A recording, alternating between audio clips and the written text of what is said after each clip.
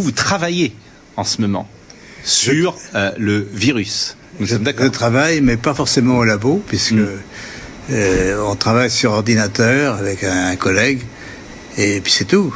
On n'a pas d'expérience, on peut dire, mais l'expérience vient de la maladie elle-même, de toutes les mesures qui sont faites actuellement dans les laboratoires sur les patients.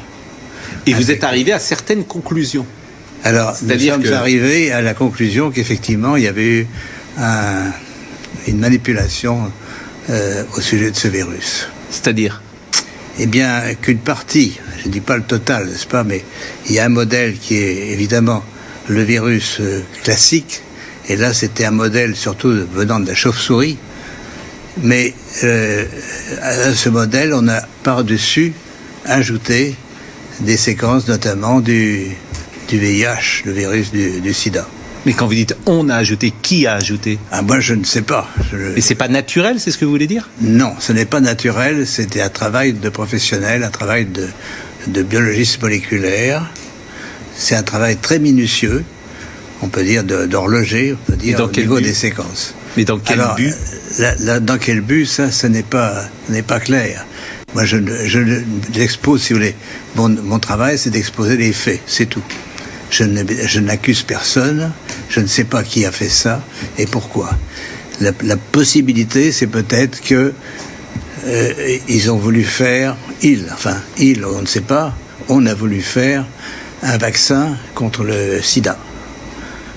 Donc on a pris des petites séquences du virus et on les a installées dans la séquence plus grande du coronavirus.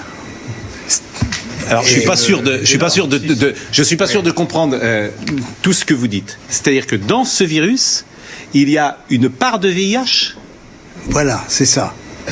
Le matériel génétique du virus, c'est un long ruban d'ARN, n'est-ce pas ? Comme de l'ADN, mais c'est de l'ARN. Et dans ce long ruban, à une certaine place, on a fixé des séquences petites de VIH.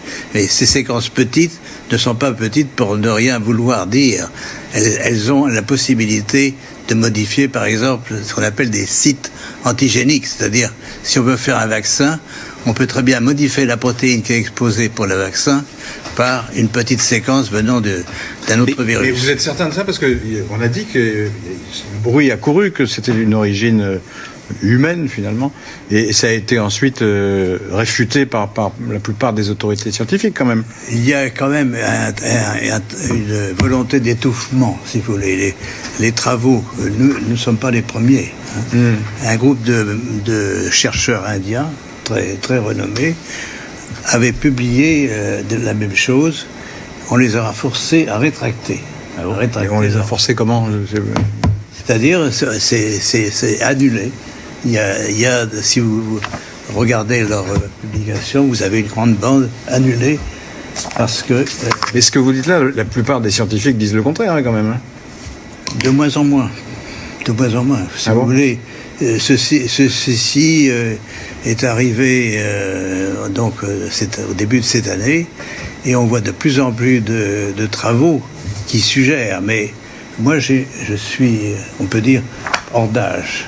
J'ai pris Nobel et je peux travailler librement. J'ai donc aucune pression sur moi qui peut agir. Prenez soin de vous. Prenons soin les uns des autres.